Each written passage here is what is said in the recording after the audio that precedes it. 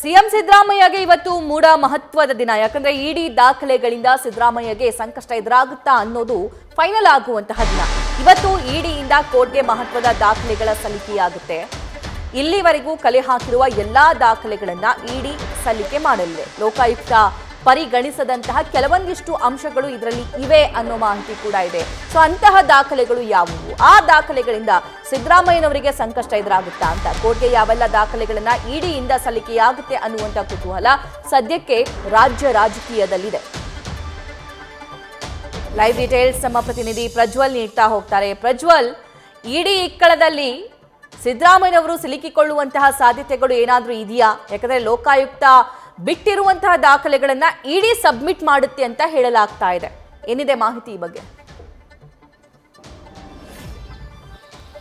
ಸಭಾ ಮುಡಾ ಕೇಸ್ನಲ್ಲಿ ಲೋಕಾಯುಕ್ತ ತನಿಖೆಯಿಂದ ನಿರಾಳರಾಗಿದ್ದಂತಹ ಸಿಎಂಗೆ ಇಡಿಯ ಆತಂಕ ಅನ್ನುವಂಥದ್ದು ಈಗ ಎದುರಾಗಿರುವಂಥದ್ದು. ಕಾರಣ ಏನು ಅಂತ ಹೇಳಿದ್ರೆ, ಲೋಕಾಯುಕ್ತ ಅಧಿಕಾರಿಗಳು ಸಲ್ಲಿಸಿದ್ದಂತಹ ಬಿ ರಿಪೋರ್ಟ್ಗೆ ಇಡಿ ಅಧಿಕಾರಿಗಳು ತಕರಾರು ಅರ್ಜಿಯನ್ನ ಕೂಡ ಸಲ್ಲಿಸಿದ್ದಾರೆ. ಈ ಸಂದರ್ಭದಲ್ಲಿ ಸಾಕಷ್ಟು ಅಂಶಗಳನ್ನ ಕೂಡ ಇಡಿ ಪರ ವಕೀಲರು ನ್ಯಾಯಾಲಯದಲ್ಲಿ ಉಲ್ಲೇಖವನ್ನ ಕೂಡ ಮಾಡಿರುವಂಥದ್ದು. ಅಂದ್ರೆ ನಾವು ಲೋಕಾಯುಕ್ತಕ್ಕೆ ಸಾಕಷ್ಟು ದಾಖಲೆಗಳನ್ನ ಕೊಟ್ಟಿದ್ವಿ, ಸುಮಾರು 27 ದಾಖಲೆಗಳನ್ನ ಕೊಟ್ಟಿದ್ವಿ, ಅವರು ಅದನ್ನ ಪರಿಗಣಿಸಿಲ್ಲ, ಹಾಗಾಗಿ ನೀವು ಅದನ್ನ ಪರಿಗಣಿಸಬೇಕು ಅನ್ನುವಂತಹ ಒಂದು ಮನವಿಯನ್ನ ಕೂಡ ಮಾಡ್ಕೊಂಡಿದ್ದಾರೆ. ಆದ್ರೆ ನ್ಯಾಯಾಧೀಶರು ಒಂದು ವಿಚಾರವನ್ನು ಹೇಳಿರುವಂತದ್ದು ಏನು ಅಂತ ಹೇಳಿದ್ರೆ, ಇಲ್ಲಿ ನೀವು ತಕರಾರು ಅರ್ಜಿಯನ್ನು ಸಲ್ಲಿಸಲಿಕ್ಕೆ ಅವಕಾಶ ಇರೋದಿಲ್ಲ.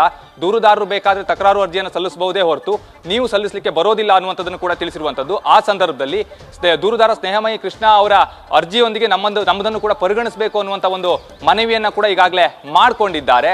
ಆದ್ರೆ ಅದಕ್ಕೆ ಸಂಬಂಧಪಟ್ಟಂತೆ ಇಂದು ಕೂಡ ವಿಚಾರಣೆ ಅನ್ನುವಂಥದ್ದು ನಡೀಲಿಕ್ಕೆ ಇರುವಂಥದ್ದು. ಯಾಕೆ ಅಂತ ಹೇಳಿದ್ರೆ, ಆ ಒಂದು ಅರ್ಜಿಯನ್ನು ಪರಿಗಣಿಸಬೇಕು ಅಥವಾ ಪರಿಗಣಿಸಬಾರ್ದು ಅನ್ನುವಂಥ ಒಂದು ದೃಷ್ಟಿಯಲ್ಲಿ ವಿಚಾರಣೆಯನ್ನ ಕೂಡ ಈಗ ನ್ಯಾಯಾಧೀಶರು ಕೂಡ ಮಾಡ್ತಾರೆ. ಆ ಸಂದರ್ಭದಲ್ಲಿ ಯಾವ ರೀತಿಯಲ್ಲಿ ವಾದ ಮತ್ತೆ ಪ್ರತಿವಾದ ಆಗುತ್ತೆ ಅನ್ನೋದನ್ನ ಕೂಡ ಕಾದು ನೋಡಬೇಕಾಗುತ್ತೆ. ಯಾಕೆ ಅಂತ ಹೇಳಿದ್ರೆ, ಈ ರೀತಿಯ ಪ್ರಕರಣಗಳಲ್ಲಿ ಪ್ರಮುಖವಾಗಿ ಗಮನಿಸ್ತಾ ಹೋದ್ರೆ, ಅಂದ್ರೆ ಇಲ್ಲಿ ಲೋಕಾಯುಕ್ತ ಅಧಿಕಾರಿಗಳು ಈಗಾಗಲೇ ಬಿ ರಿಪೋರ್ಟ್ ಅನ್ನ ಸಲ್ಲಿಕೆ ಮಾಡಿದ್ದಾರೆ, ಅದನ್ನ ಅಂಗೀಕರಿಸಬಾರದು ಅನ್ನುವಂತಹ ದೃಷ್ಟಿಯಲ್ಲಿ ತಕರಾರು ಅರ್ಜಿಯನ್ನು ಇಡಿ ಕೂಡ ಸಲ್ಲಿಸಿರುವಂತದ್ದು. ಆದ್ರೆ ಅದೆಲ್ಲವೂ ಕೂಡ ನ್ಯಾಯಾಧೀಶರ ವಿವೇಚನೆಗೆ ಬಿಟ್ಟಿರುತ್ತೆ. ಅದೇ ರೀತಿಯಲ್ಲಿ ಒಂದು ಸರ್ಕಾರಿ ಸಂಸ್ಥೆಯ ವಿರುದ್ಧ ಇನ್ನೊಂದು ಸರ್ಕಾರಿ ಸಂಸ್ಥೆ ಏನಿದೆ, ಇದು ತಕರಾರು ಅರ್ಜಿಯನ್ನ ಸಲ್ಲಿಸಕ್ಕೆ ಬರುತ್ತಾ ಅಥವಾ ಬರೋದಿಲ್ವಾ ಅನ್ನುವಂತ ಒಂದು ವಿಚಾರ ಕೂಡ ಅಲ್ಲಿ ಚರ್ಚೆ ಆಗ್ತಾ ಇರೋದ್ರಿಂದಾಗಿ ನ್ಯಾಯಾಧೀಶರು ಯಾವ ರೀತಿಯ ಒಂದು ಆದೇಶವನ್ನ ಕೊಡ್ತಾರೆ ಅನ್ನೋದನ್ನ ಕಾದು ನೋಡಬೇಕಾಗಿರುವಂತದ್ದು. ಇಂದು ಆ ಒಂದು ಅರ್ಜಿಯ ವಿಚಾರಣೆ ಕೂಡ ನಡೀಲಿಕ್ಕೆ ಇರುವಂತದ್ದು. ಇಂದು ನ್ಯಾಯಾಧೀಶರು ಯಾವ ಒಂದು ತೀರ್ಮಾನವನ್ನ ತೆಗೆದುಕೊಳ್ತಾರೆ ಅನ್ನೋದ್ರ ಆಧಾರದ ಮೇಲೆ ಸಿಎಂ ಅವರಿಗೆ ಕಂಟಕ ಅನ್ನುವಂಥದ್ದು ಎದುರಾಗುತ್ತಾ ಅನ್ನೋದನ್ನ ಕಾದು ನೋಡಬೇಕಾಗುತ್ತೆ. ಒಂದೊಮ್ಮೆ ಇಡಿ ಅರ್ಜಿಯನ್ನ ಏನಾದ್ರೂ ನ್ಯಾಯಾಧೀಶರು ಪುರಸ್ಕರಿಸಿದ್ರೆ ಆಗಿದ್ರೆ ಖಂಡಿತವಾಗಿಯೂ ಕೂಡ ಸಿದ್ದರಾಮಯ್ಯ ಅವರಿಗೆ ಸಂಕಷ್ಟ ಅನ್ನುವಂಥದ್ದು ಎದುರಾಗುವಂಥದ್ದು ಸಾಧ್ಯತೆ ಇರುತ್ತೆ. ಇಡಿ ಕೂಡ ಸಾಕಷ್ಟು ದಾಖಲೆಗಳನ್ನ ಕಲೆ ಹಾಕಿರೋದ್ರಿಂದ ಅದೆಲ್ಲವನ್ನ ಕೂಡ ನ್ಯಾಯಾಧೀಶರ ಮುಂದೆ ಸಬ್ಮಿಟ್ ಮಾಡಿದ್ರೆ ಈ ಪ್ರಕರಣಕ್ಕೆ ಬೇರೆ ರೀತಿಯ ಏನಾದ್ರು ತಿರುವು ಸಿಗುತ್ತಾ ಅನ್ನೋದನ್ನ ಕಾದು ನೋಡಬೇಕಾಗಿರುವಂಥದ್ದು. ಸಭಾ ನ್ಯೂಸ್ ಫಸ್ಟ್, ನಿರ್ಭೀತಿಯಿಂದ ನಿಮ್ಮ ಪರವಾಗಿ.